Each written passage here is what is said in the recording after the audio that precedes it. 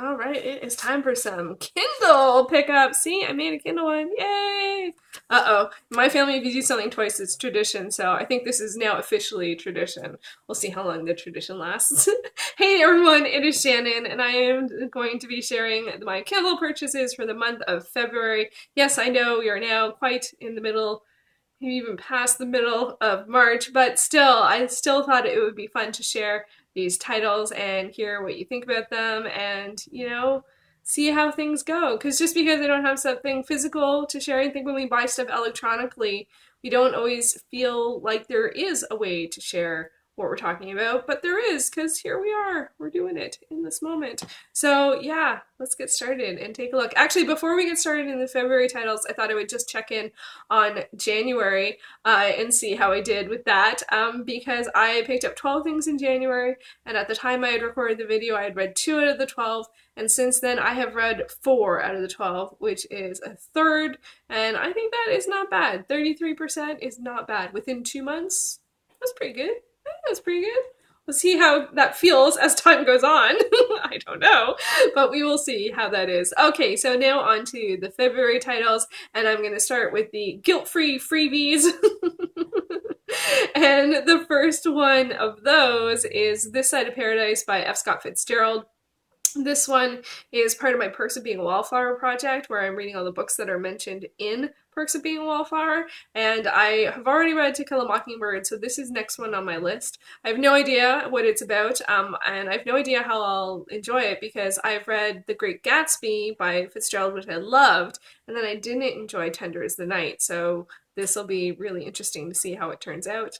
I also, for the Perks of Being a Wallflower project, picked up Walden by Henry David Thoreau. I'm really curious about this one. It is a nonfiction book. I am shocked that it's not on any of my other lists. And he was a transcendentalist. So I assume it will have lots to do about transcendentalism and living the simple life and reflecting. That's what it said. A reflection upon simple living and natural surroundings. Neither of which is how I am. So, of course, that'll be very interesting. Next up, I picked up Aesop's Fables, and I picked up the Wisehouse Classics edition. I've read a couple of other versions of Aesop's Fables, and I haven't really liked any of the ones that I picked up in terms of e-copies, but I recently read the Adventures of Sherlock Holmes in the Wisehouse Classics, and I really liked it, so I thought this might be a good place to go for the Aesops, and I have been reading them. I've got about 15 to 20 fables in. They're tiny. They're like a paragraph. I've read that many, and I've barely nudged like maybe 2% after the intro. It's like the table of contents is like crazy long because there's so many fables. So, but once I got past that, I'm like 1 or 2% past that. So we'll see how that goes. I also picked up Dracula in the Wisehouse Classics edition, and of course Dracula is by Bram Stoker. I really hope that I can read Dracula this year. I have tried many different times to read Dracula. I have a physical edition. I have it on Kobo. I have another public domain version. I have tried listening to the audiobook. I do not have much luck with Dracula. I think a big factor in that is that I've seen like all of the Dracula films, like all of them. So I know the story very well. At least how it's portrayed in the films, and the writing is so dry. It's so dry. But maybe by the time, I think maybe I'll try in October, maybe by the time that comes around, I'll be a little more into it or something. I don't know. We'll see how that goes. And I also picked up Gothic Tales by Elizabeth Gaskell, and this is 11 short stories, and this one's a Penguin Classics edition. And for those 3 ones that I mentioned, specific editions, I will link to the specific edition below, because I know they can sometimes be hard to find. And yeah, so the Gothic Tales I picked up when I was looking for sort of some like romancy, ghosty, gothic-y stories, and there's not much. I think one time I got an email from Amazon saying you should check out these like ghostly romances, and like not many of them were ghostly romances, and that got me down the rabbit hole of trying to find ghostly romances. And I don't even know if this will have any, but It was free, so I will hopefully find out. Okay, now on to the ones that aren't free, the ones that I paid for. The first up for that one is Kindred by Octavia Butler. This was $2.99. I don't know if it's still on sale. I think it was on sale for all of February.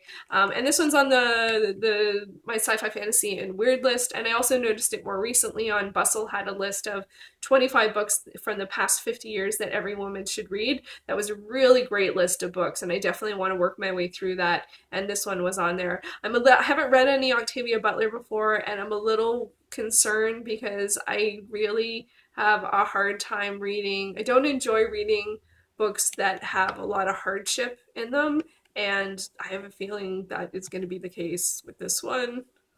So, so it's kind of like I want to read it, but I don't know if I want to read it. I want to read it. I don't know if I want to read it. So hopefully I will read it. Hopefully, we'll see. I'll try my best. Next up, and this one's probably the one that is the most outside my comfort zone. I think, yes, most outside my comfort zone, and that is The Shack by William P. Young. Now, this one is a book to film book, and the film came out already. It came out March 3rd. I don't know how wide a release it was. I'm not as in tune with the film stuff these days, but it's still a book to film adaptation. And my library list for this one was so long that there was I felt like there was no way I was by the time I got it, I would have not remembered what the book was about at all.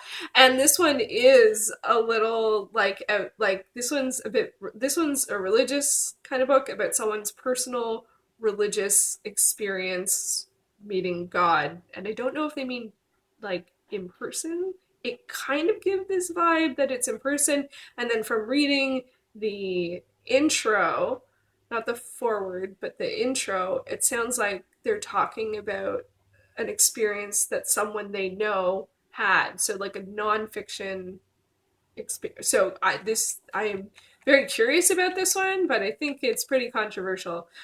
So we'll see how that goes. That was a one-day deal for $2.99, and so I was happy to get that on a deal because, as I said, the library list was just really, really, really, really long. Next up to a book that I actually have started reading, and that is To All the Boys I've Loved Before by Jenny Han.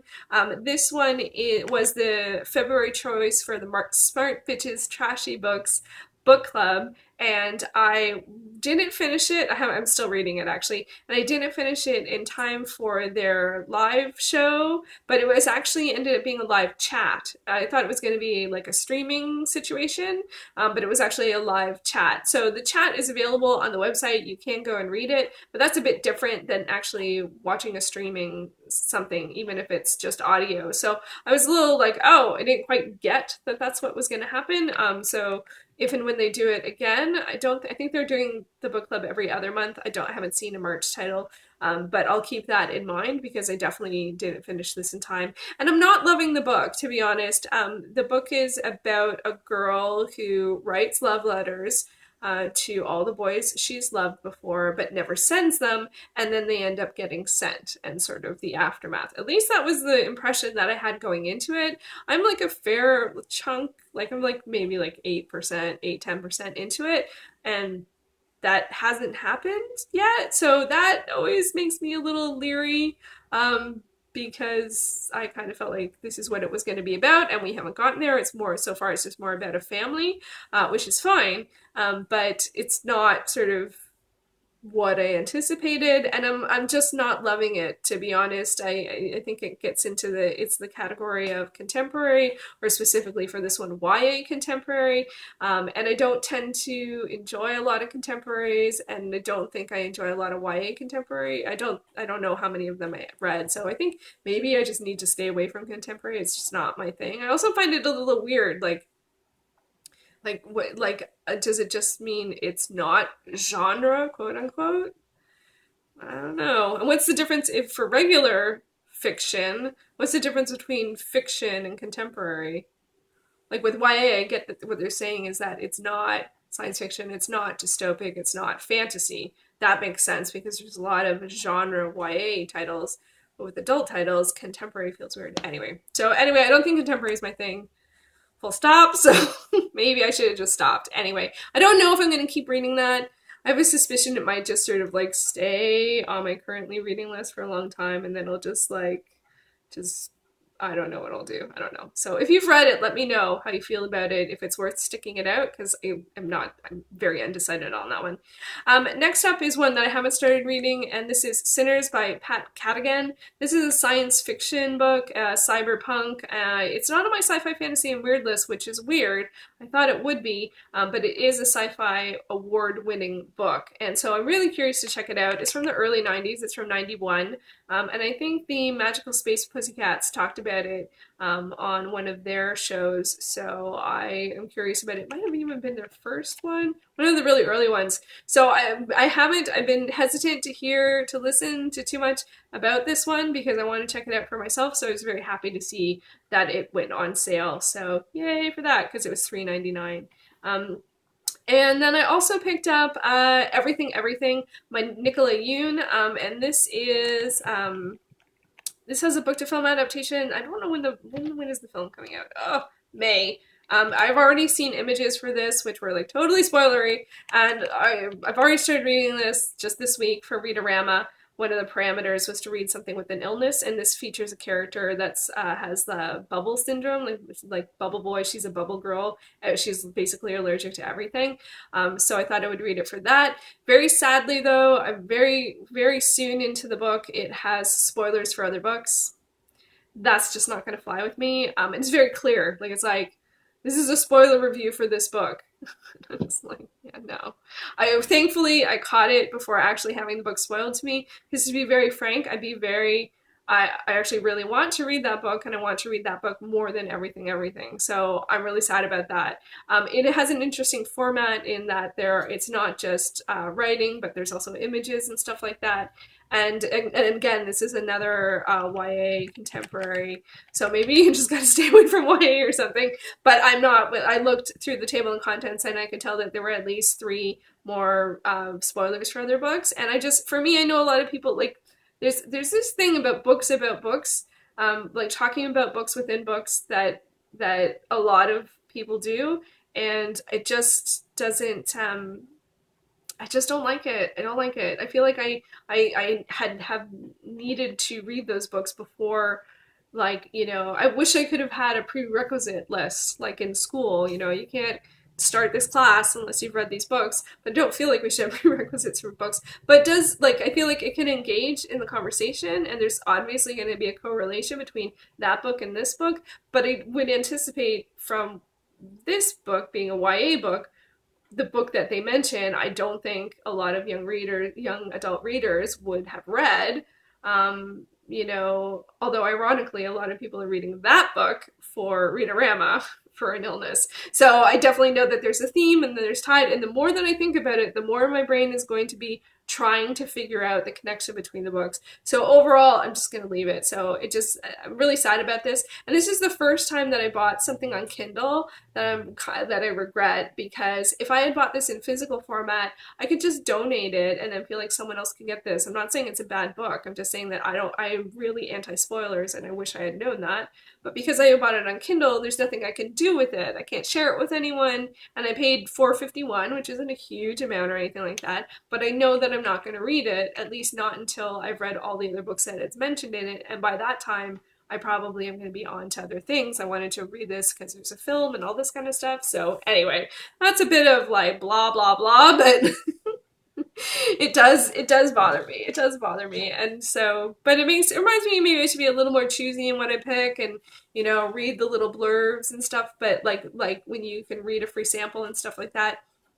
But sometimes I don't like doing that, because then I want to read the book right away, and I'm usually in the middle of a bunch of other stuff.